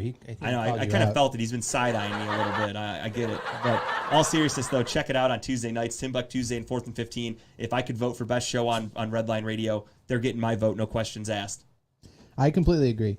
There's so many other shows, too. I know we got one show coming out. I mean, not coming out, but we got another show that's coming back. The boys are coming back. Steel City Renegades. Yeah. Every Sunday, if I'm not mistaken, Sunday night from 7 to 9. Rumor has it they weren't too happy about us bringing on Kenny's brother tonight. They had some opinions of their own. But you know what I say to that? Keep the opinions to yourself. We'll listen in on Sundays when you come back, whenever you come back. I'll be happy to give them Lenny Pickett's contact information if they want him to come onto their show. They are more than welcome to have him. Any day of the week, he's probably available. Well, not any day. Well, I don't know. He walked out of here pretty pissed off. He's got a tight schedule. We'll figure it out. He'd be happy to go on a Steelers show, though. All right. We're going to get right into it, guys. The NFL schedule came out, and we are here to talk about it because there are some fun games to look forward to, obviously. I'm going to preface everything I say today with every year, a team you might think is going to be great sucks, and a team you think is going to suck is great. Flip-flops every year, never fails in the NFL. So, with that being said, it's hard for me. I have a lot of people that ask me as soon as the schedule came out, everyone wants to do the record game. What record do you think the Browns are going to have? I think we're going to beat this team. We're going to beat that team. But again, you're basing everything off of 2021. First and foremost, the biggest turnaround team on the Browns schedule is the Browns. I think a lot of people are failing to realize that we are kind of in limbo right now, as we talked about earlier with Deshaun Watson. Is he going to be suspended? Is Deshaun Watson going to be playing? If he plays all 17 games, how much better are the Browns? Is he going to be a good fit? Is this offense going to click? There's a lot of ifs and buts with this team. So I'm kind of going in, I won't even say I'm nervous, but I really don't even have a base. I don't know what to expect with this team. I think they could be fantastic. I think they could be a legitimate Super Bowl contender. But I've seen great acquisitions blow up in people's faces before. And it's no stranger to Cleveland. So you're saying you're not going to get overly excited this year? No, I mean, I'm going to give an honest assessment, but I want it to be known that the only way I can do the schedule game is kind of going off of 2021. Right. So I'm going in understanding that I'm going to get a lot of games wrong probably. There are going to be teams that I think suck ass who are going to be okay, and there's going to be teams I think that are going to be great that the Browns have no chance against, and we might win that game. Because, again, I don't even know how good the Browns might be. Before I get into my quick thoughts, can we just both agree that the way the NFL releases their schedule is so fucking overhyped? Like, it's annoying to the point that they make it a big old, show. Just release the schedule. Here, boom, there it is. You're done. Yeah, I mean, to be honest, when it came out, I spent about a minute looking at it, and I just went, okay, they make that's such great. a big deal about it. It's like, hey, 8 o'clock tonight, countdown to schedule release. And by 8 o'clock, honestly, by that morning, I think you already had I already had the full schedule. Week schedule. Everyone had it, so it's not that big of a deal. Move on. Here's the schedule. Boom. We're moving on with life. I have a buddy who is obsessed with the schedule for some reason. That's weird. He tries to guess games and tries to go over this team would be here on this week, this team would do this, and he tries to come up with his own little spreadsheet. More power to him. It's what he likes. I'll stick with Is that the picture you sent? Was the spreadsheet he did? No, he did not do that. He okay. sent me that picture. He got that from a friend who apparently knows a family of a current Browns player. That current Browns player was given that schedule at 10 a.m. on last Thursday. Okay. Sent it around to his siblings, and the siblings passed it around to people they knew. That's how it got to him. Through a chain of 10 people. But it did end up in his hands. I'm not going to say the name because I'm not here to out anybody. But it was given. Burn your sources. Exactly. But it was given to him by a current Browns starter, is all I can say. So do with that what you will. It's not Baker Mayfield. I definitely said starter, so yeah, I think we know that. But yeah, so I knew it was pretty reliable when I got it, and I was kind of skeptical. I'm like, let's see how accurate it is. And then, of course, at 8 o'clock, confirmed. It was 100% spot on. 100%. I saw what you put out and saw what came out from the NFL was perfect. But yeah, I just think, to my point, it's way blown out. Anything the NFL does is over the top anyways. Yeah. But the whole schedule release thing, just release it. Just put it out quietly on Twitter or wherever you want to and just move on with life. Especially when it's teased in advance. Not even teased. It's given out the information. You know Right. who your team is playing. Right. You know every opponent your team will have way before the schedule comes out. And was there a memo put out this year that every team had to have a social media release I thing? guarantee the NFL said make this a big event, which the NFL, they want one big event every month. And that's their number one thing, and they're doing it. Yeah, You just had the draft in April. Right. You have free agency in March. Yep. You have the Super Bowl in February, playoffs in January. Obviously, the season is from, Going backwards we'll go here, August to January, the season goes. And they want the schedule release in May. June starts minicamp. July starts training camp, and then August preseason, and then August September preseason. So they want an event every month for the NFL. Did That's you why watch they're any so of big. the release social media shows or whatever the I teams watched did? the Los Angeles Chargers Who one hasn't just watched because that of one? the I heard there were good things about, not good, but I heard that there was a shot at the Browns and Deshaun Watson. the lawyers the told lawyer told us to redact this or whatever it said. So I wanted to see that. So that was literally the only one that I watched. I All thought the that other was ones- pretty well done. Oh, it was really nice. I mean, good for anime them. look too. It was pretty cool. But even then, I didn't watch the whole thing. I just watched the Browns part, and then I was like, okay, I'm done. Did we do anything fancy? Honestly, I don't know. I didn't watch. I didn't don't look. care. I didn't see. I truly couldn't care less. Like you said, I don't give a fuck. I don't travel for the Browns. I guess that's the only people I could see caring. People that travel for the games. So they need to see who's playing and where so they can then book their vacation to go follow the team. Great. That's awesome. Even then, you need it released You just at have to prime look time. at what time you're going to be sitting on a couch that night. And that Yeah, day. for me, That's- I'm not going anywhere. I don't give a fuck. Actually, So- I might try to go to that Steelers game because I believe it's at home, isn't it? The Thursday night game? Yeah. Yes, that one's in That Cleveland. might be interesting to go to. Yeah, could be. Could be Small Hands making his first career start, but only time will tell. We'll see what happens there with the Trubisky situation. If Trubisky loses the job to Kenny Pickett before the season starts, then shame on Mitch I will be Trubisky. surprised if that happens. I think there'll be a small hand of Steeler fans there. Honestly, I mean, if anything, Mitch Trubisky should donate his hands to Kenny Pickett. I think that would help the Steelers.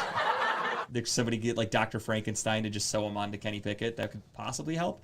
I don't know if that surgery is legal in the United States, but somebody will do it.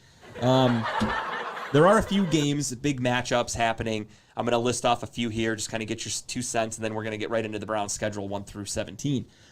Week 1. The first game that caught my eye when I saw the schedule was... This is a big game to you?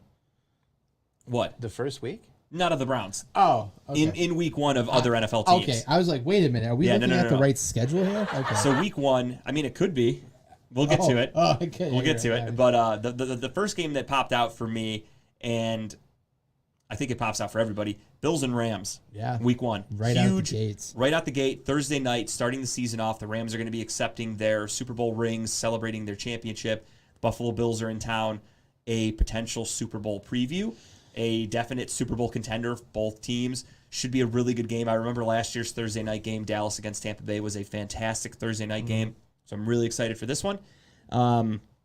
Another week 1 game that's not as exciting in terms of the teams facing each other, but the storyline, you have Russell Wilson facing the Seattle Seahawks right off the rip. NFL didn't wait for that one, did they? Dude played in Seattle for 10 plus years, won him a Super Bowl, went to 2 Is Super it back Bowls. in Seattle too?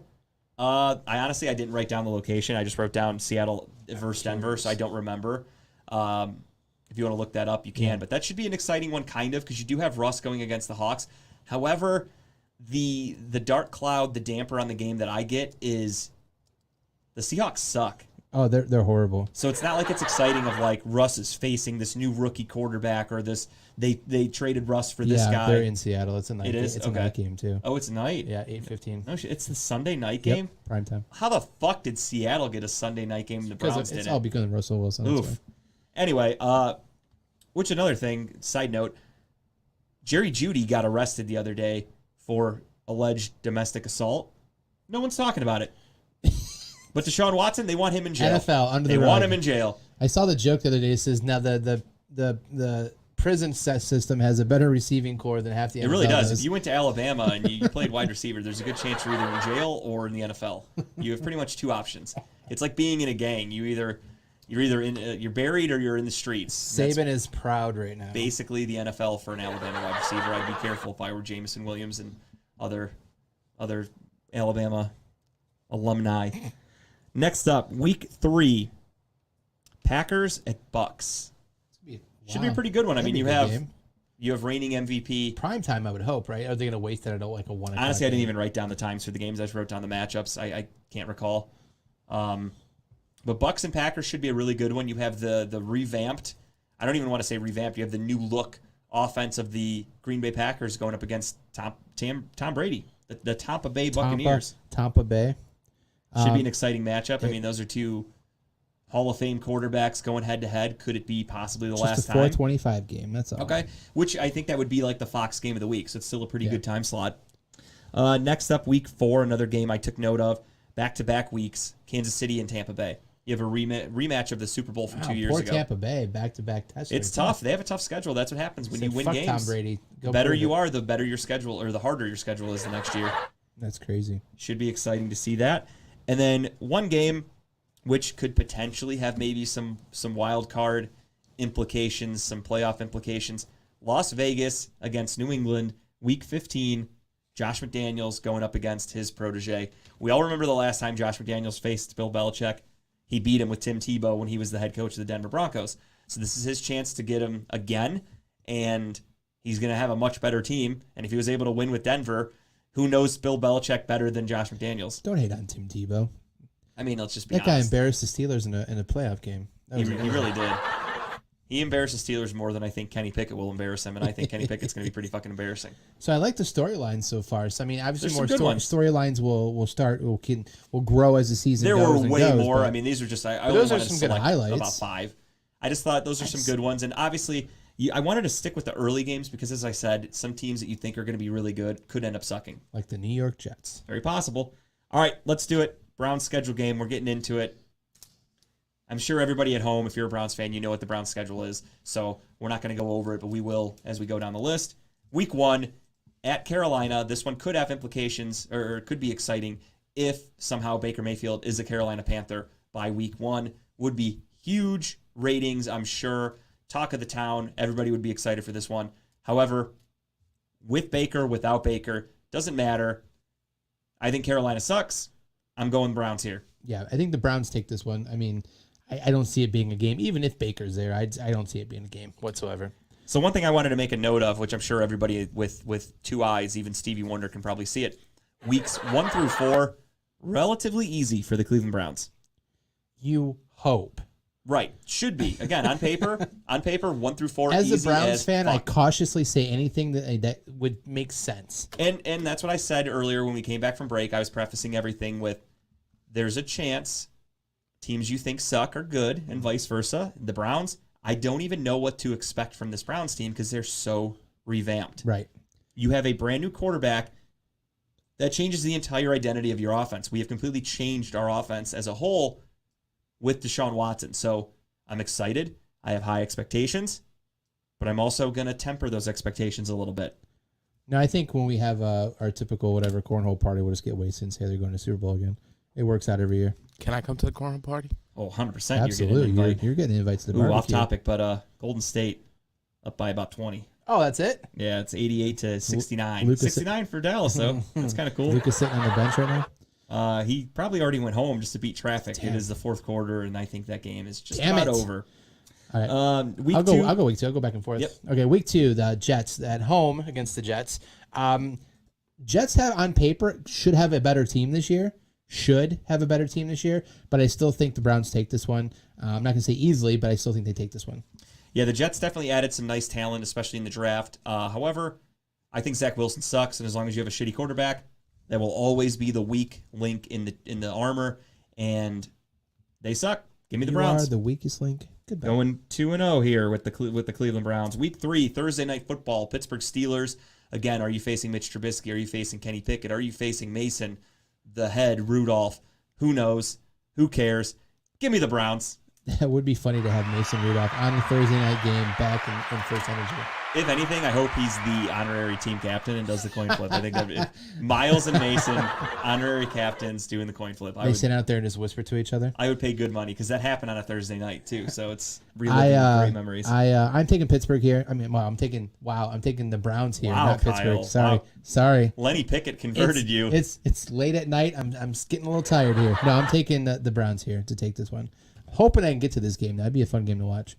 Should be warm weather too. So. Oh yeah, early in the season, nice Thursday night in fall. All right, you are flying down to the dirty south. We are going down to Atlanta. Marcus Mariota down there, hopefully, unless Desmond Ritter Ritter's playing by that point. But again, I think this team's not good. They're still They're still rebuilding. I think the Browns take this one. I think the Browns start off 4-0 on this season. I agree. Give me the Browns in Atlanta. I think Atlanta will be one of the worst teams in football. Interesting choice for them to take Desmond Ritter because I do think that they're going to suck and they're going to be in potential position. We'll talk about this as the season progresses, but I do think they're going to be in a good position to take a quarterback next year in a pretty loaded quarterback class. So it's interesting to see what they think of Desmond Ritter because they just drafted him.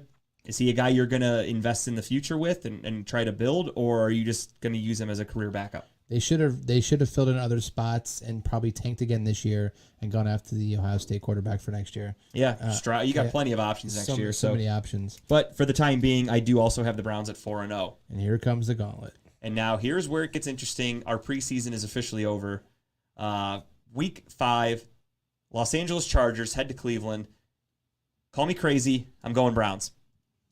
And I'm not doing this because I'm a Browns fan. I'm not being biased. My thought process on it is because Los Angeles has to travel from LA to Cleveland. The start is 1 o'clock here in Cleveland, which means it's 10 o'clock for them in their internal clocks. Traveling from East Coast to West Coast is never easy. West Coast to East Coast, etc.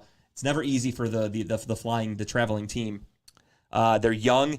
Justin Herbert, I think, is a fantastic quarterback, and until I see them prove it, they haven't won shit. I like Justin Herbert a lot. But again, 2 years in a row, no playoffs. He's played great, but the team overall, they make some bad decisions. I forgot their head coach's name off the top of my head, but he makes some very questionable calls. I think he's a local guy, if I'm not mistaken. He likes to go for it on 4th down. He likes to roll the dice. I could see that backfiring against this team led presumably by Deshaun Watson here in Week 5, not by Baker Mayfield like last year. I think our defense is much better than last year. We won't give up as many big plays as we did to the Chargers, and I'm going Browns. So we're doing this whole schedule game based on the fact that we assume Deshaun's playing every game. Yes, correct. Okay. Just a little asterisk next to everything. With that said, though, I'm gonna lean towards the Chargers in this one. Okay. Their defense just got better. Yep. In the offseason. They added more pieces. It absolutely did. They got Khalil Mack. They added J.C. Jackson. Yeah, Don't get me wrong. I just don't know. I think the Browns are gonna be flying high 4-0. This is going to be the game that catches them. I think they're going to lose. It's going to be a close game, but they're going to lose. I think the Browns are 4-1 after this week. You're up. So now this one, they leave town, and we got the Patriots coming to town. Yep. This one still going to be a great game. Time you play against Belichick, it's going to be a well thought out game plan against you. But I think the Browns take this one. I think the Browns beat the Patriots. All right, so we're going to flip flop here because I'm going to go with the Patriots. Okay. I think this is where the Browns lose, and I'm okay with it. I want them to lose. I don't want to start off 7-0 like the Cardinals did last year, and then you fall off the face of the earth. Sure. I think a nice loss is humbling and takes pressure off. I don't want them to lose, don't get me wrong, but I just think I don't like Mac Jones. I was very open about that last year. I think he got exposed in the second half of the season, especially for whatever reason he dominated the Browns. I don't know, is that Belichick out-coaching Stefanski? Did we just have an off day? Whatever the case may be, Bill Belichick is such a good coach. He can pick apart a team. And I don't know why, I just have a bad feeling about this one because of last year's game. Again, I should not base my thoughts on 2021, but I'm going to do it anyway. I thought we lost that game because of Baker, and that's why I'm picking the Browns here. I mean, overall, our Mac Jones went he threw for 90%. Our defense could not stop Those him. fucking dink and dunk passes he had there, so annoying. We couldn't stop shit. He was hitting dimes. I mean, it was just I didn't know he could throw the ball that well till I saw it happen in that game. Yeah. So I really don't know what to think with them because again, he got exposed in the second half of the 2021 season, got embarrassed in the playoffs. We all saw it. I just don't know what they really are. I don't like him. I don't like Bill Belichick. But you never know. I just think this could be the one that gets away from us. So we're both 5-1 coming out of week 5, right? Or week 6 right now. We're both 5-1. Yep. Okay. 5-1, just a couple of different losses. Next up, we have the Baltimore Ravens in Baltimore. This one is just a 1:00 game, if I'm not mistaken. Yeah. This is a tough one. The Ravens are very Jekyll and Hyde. Last year, they kind of sucked because they had a lot of injuries. This year, they've added some good pieces to the defense. Obviously, the defensive end from Michigan, his name escapes me, will not be playing this year because of his torn Achilles. But they did add Kyle Hamilton. They added Tyler Lindenbaum on the offensive line at center. Big help for them. They've added some running back depth. They did lose Marquise Brown. But the Ravens always play us well. I've never seen the Ravens against the Browns, obviously, with Deshaun Watson. Baker Mayfield can kind of go toe-to-toe with the Ravens. Deshaun Watson is so much better than Baker Mayfield. Give me the Browns. Okay, so we're going to be different here because I'm at Baltimore. I'm going to give it to the favor of Baltimore. I think Baltimore, like you said, they added great pieces on defense.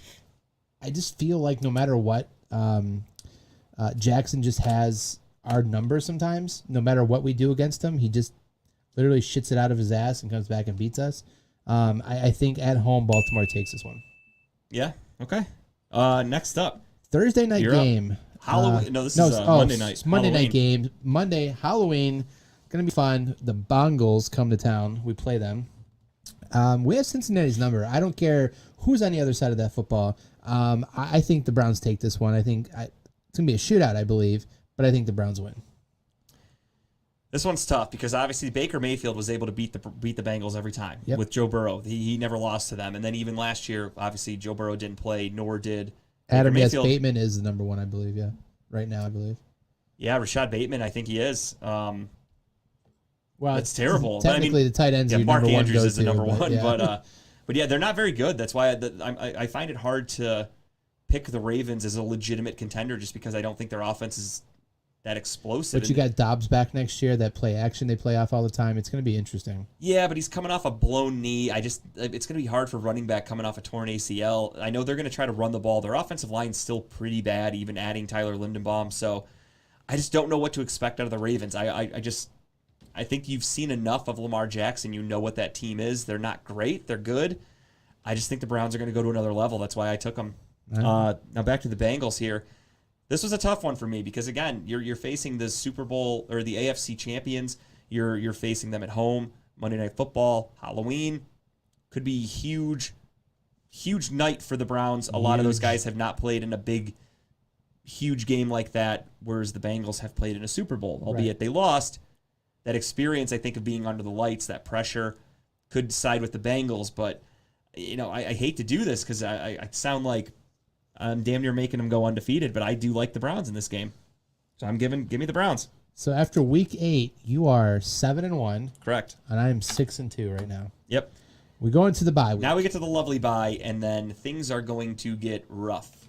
I will be in Vegas for this game, sitting in a swim-up pool, watching the Miami game? Yeah. Okay. So the Browns go to Miami and play this game. This one's going to be tough.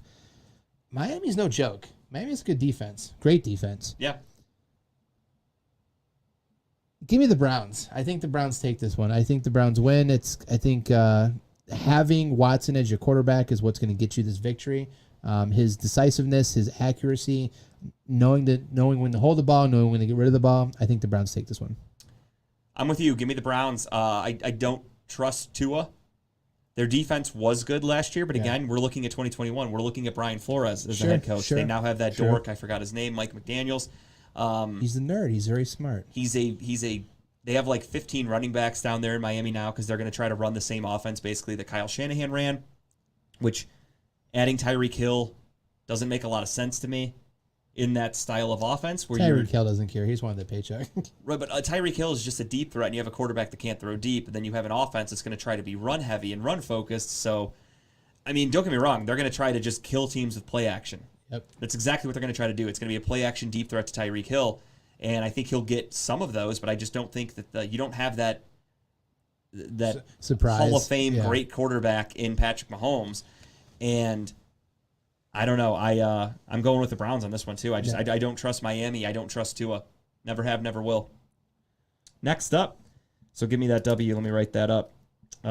Also, for those of you, I have us winning the bye week. For those of you keeping score at home, Browns don't often win the bye weeks, but we'll take it. At Buffalo, hoping this trip everyone comes away healthier than a top shopper.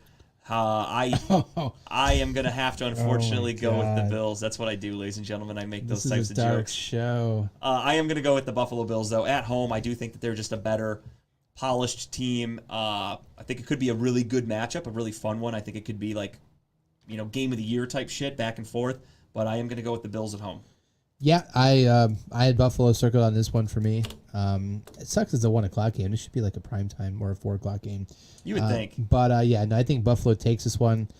They're just a team to go through. That's a team we have to go through in the AFC in order to get far. Them and Kansas City are going to be tough matchups. Absolutely. But yeah, Buffalo for this one. All right. And after that one, Tampa Bay comes to town. Wow, back-to-back slams in the face. Tough games. This is going to be a great game. But whew, I feel like I know what you're going to pick on this one. It's too early to say. Right now, I'm taking Tampa Bay on this one. I think the Browns go back-to-back losses for the first time in the year. It's going to be tough, but I do think that Tampa Bay takes this victory. Yeah, here we have Tampa Bay coming to Cleveland. We have close to the end of the year. We're in Week 12, inching closer to the playoffs. This is kind of where Tom Brady wakes his team up, and they start playing better football than everybody else, and they go to another level. Yep. I don't know if the Browns are going to be prepared for that, coming off a tough loss to the Bills. Again, I think the Bills game could be a nice back-and-forth shootout, and that could take a lot out of the Browns. Then you go next week against Tampa Bay. 2 years ago, removed from the Super Bowl, you have Tom Brady. Give me the Tampa Bay Buccaneers. I'm with you. Yep. So another loss there, back-to-back. Then you go to Week 13, bounce-back game. I don't even really need to break into this. I think Deshaun Watson's going to try to show off against his old team. And give me the Browns in a fucking landslide. Yeah, I think this is a pretty easy pick here. Houston stands no chance. Next week at Cincinnati, we're going to Cincinnati down the road, 4 hours. I'm going to take Cincinnati here. I think we took the first game at our home. I think Cincinnati takes this one in their home. I'm with you on that. I'm going to give a little division love to the Bengals. I don't think the Browns are going to sweep the division, so give me a loss here, unfortunately, to the Bengals late in the season. Next up, we have Baltimore coming to Cleveland. I did pick Baltimore to lose against Cleveland in their first matchup in our pick'ems here. Again, I think they will split. A fucking landslide, yes. Adam, I agree. Yeah. So I'm going to go with the Browns losing here. I think we split with Baltimore. So whether it's we lose the first matchup or the second matchup, I think we do split. Yeah. I'm taking the Browns here because, like you, I'm agreeing they split the series. I just think that the home teams take the victory, so I think Cleveland takes this victory. And I have on my schedule, this one's a TBT. I was just going to say that this one is a flexible game, yeah. So this one could be if both teams are battling for a playoff spot, whatever. This one could be moved to a Sunday nighter or wherever the NFL wants to put it. It's to be determined. There's no set time. Go ahead. Next is Saints Christmas Eve. We get a little Christmas a lot of holiday Eve games. Early Christmas gift under the tree. The Saints come to town. I don't think this is it could be a good game. We got Jarvis coming back to his old team. We've got Michael Thomas, a healthy Michael Thomas. Olave is going to be down there. James Winston, maybe Drew Brees. I'm just kidding. But I think the Saints come. I think the Browns win this game on Christmas Eve. I think we get a nice early Christmas gift going into Christmas. Give me the Browns here. New Orleans surprisingly has a really, really good team. Their defense is loaded. Their offense is just adding more pieces. However, I don't trust Jameis Winston for a full season. He's very Jekyll and Hyde. If this game were in New Orleans, I would probably go with New Orleans, if I'm being honest, because of that good defense. Yeah. But it's not. It's in Cleveland. I think the weather's going to be cold, possibly snowing. Give me a snow game. Not sure New Orleans is going to be prepared for that. I don't know how well they travel in the cold, especially with a new coach. Sean Payton is no longer there. I'm with you. Give me the Browns. Are they doing all the games on Christmas Eve? Because is Christmas Eve a Saturday this year? I think they are going to have some games on Christmas Day, but it's only like a few. They're like the quote-unquote So they're pushing all time. the games on Saturday, right? Yep. Okay. So give me a W there. Next up, we have the Washington Commanders. We could potentially be playing Carson Wentz if he's healthy on the Commanders team. I don't really like the Commanders overall. I don't think they're going to be that good. Give me the Browns. Yeah, I agree with you. Nothing to say here. I think the Browns take this one. So another victory. And then to end the season, which is yet another flexible game, which maybe could be another night game. We go 3 hours to the east. We go to Pittsburgh. at Pittsburgh. Give me the Browns here. I think the Browns end the season 2 wins, 3 wins in a row. Going into potential playoffs, I'm excited. Give me the Browns. Yeah, assuming all the starters are facing each other, I like the Browns in this one. However, it could be either way. It could be the Steelers' season's over because they're not very good this year, because I think that's what pretty much everybody expects from them. And they're down to the bare bones of their team because there's no sense in risking an injury to a TJ Watt or, a Cam Hayward, or hell, even Cam Hayward's brother, who Steeler fans last time tried to tell me is going to be basically the next Jerome Bettis. Well, at this rate, Lenny Pickett should be on the team this year too, right? Lenny Pickett is going to be starting off in an interim position as the water boy and could potentially move his way into the starting position or in the starting lineup, based on how injuries go. I'm hoping at this point the Browns don't even need to play anybody because we locked up a playoff spot, but I'm not going to get ahead of myself. I'm not going to get too excited like I did a few years ago. So I'm just going to assume it is starters versus starters. Give me the Browns. Yep. The better overall team. That gives me, it's easier for me to just go over losses because I don't have many. 1, 2, 3, 4, 5. I have the Browns at 12-5. They play 18 games, don't they? 17. Oh, that's right. Yeah. So I'm at 11 no, I had 5 losses too. So 12-5. Okay. So we both have 12-5. Just different losses. That is the game. The schedule game, ladies and gentlemen. Again, I'm basing everything off of 2021. You have so many new players, especially this year. This offseason's been fucking bananas. So you have new players on new teams galore. I don't know what to expect from a lot of these teams. I don't know what their identity is going to be, but that's just us making our best guess. So 12-5, I think, is the general consensus here in Cleveland, which I hope is the case because when I was in Vegas, I threw a little bit of money down on a future bet for the Browns. I have them winning more than 9.5 games. Nice. What's your payback, possibly? I think I did like $20 to win back like 40 or 50 or something like that. Hey, it's all right. It's money won, so we'll see what happens. So that's going to do it for the schedule game. And now we're going to wrap up here with just the tip so we can wrap up everything and we can get that's a good point, Adam. Lenny cannot be the water boy unless maybe he uses the book bag like in Adam Sandler wore in the water boy, where he can just pump it because there's no way he can hold a cup with those little hands. That's the only thing I can think of. All right, let's do just the tips so we can wrap everything up and everybody can get home and get to bed because we're all old and we need our sleep now. So we're going to start things off, as always, with Timbuktu. What's up, ball sack? How's it going? Timbuktu, you know how it is. And my tip of the week is going to be actually another Red Line Radio show, which is the Lex Vegas show. Tomorrow is going to be the Lex Vegas show roast because his birthday is on Friday. So we're going to roast him on Thursday to get ready for dinner on Friday. It's going to be myself, Ebony Timberlake, Tyrone, Gene Miller, and Keith Silly, amongst other people in the studio, just to roast Lex Vegas. I can't wait to talk about him because that's kind of what I do every week anyway. So, so tune in to Red Line Radio. We are on every Thursday from 7 to 8 on the Lex Vegas show at Studio 1, not Studio 2. So we won't have all these green screens, all the nice, beautiful stuff and the beautiful stuff Wiggins put up, and all the sponsorship that the Growing Wings has supported this studio with, even though they support us too, Studio One. So we're just a big family, and I think this is going to be a great show. So please tune in to it, and I think you will enjoy it. Absolutely. I was watching Lex's show last week. I forgot about that he was really excited about the roast. I'm excited to see it. It's going to be fun. I really think it's going to be fun. Hell yeah, dude. I won't miss that at all. I can't wait. You got your jokes already lined up? Not really. I don't really line them up. I just kind of go with the feeling. Off the cuff. I like that. That's what you do.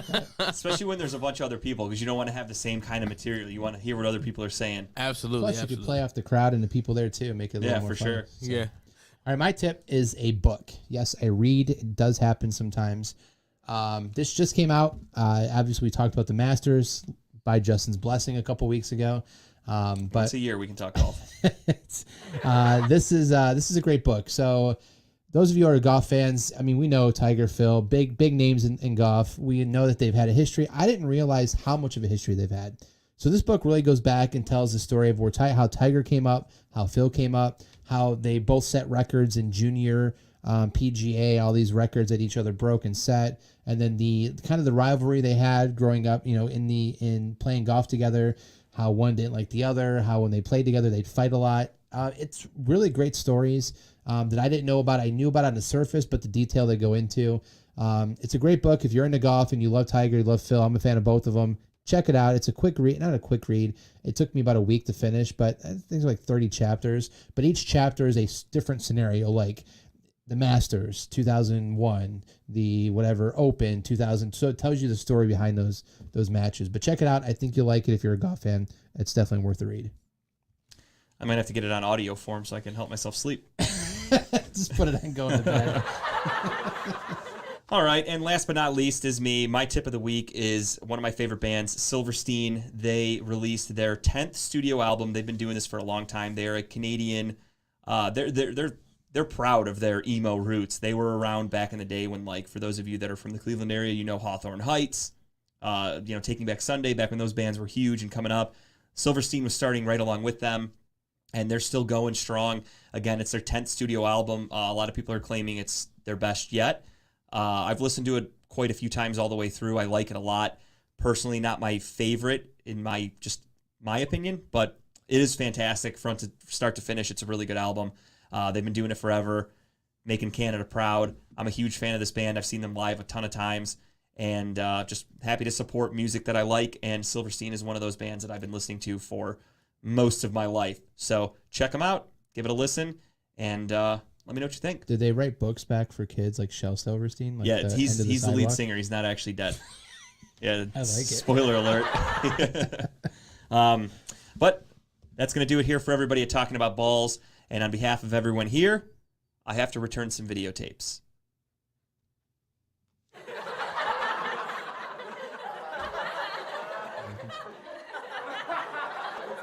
Redline Radio LLC is proud to partner with Growing Wings Adult Services for the creation of our brand new state